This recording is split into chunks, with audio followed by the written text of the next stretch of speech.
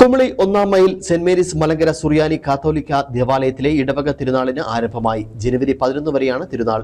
ഇടവക വികാരി മോൺസിഞ്ഞോർ വർഗീസ് മരതൂർ ഇടവക തിരുനാൾ കൊടിയേറ്റി.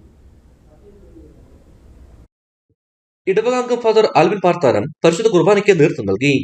തുടർന്നാണ് കൊടിയേറ്റ് നടത്തിയത്.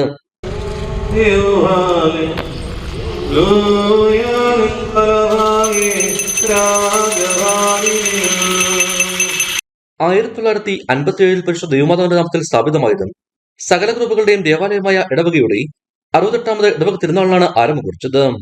ജനുവരി 11 ഞായറാഴ്ചയാണ് തിരുനാൾ സമാപിക്കുക. എല്ലാ ദിവസങ്ങളും രാവിലെ പ്രഭാത പ്രാർത്ഥന, വിശുദ്ധ കുർബാന, സന്ധ്യാ നമസ്കാരം എന്നിവ നടക്കും.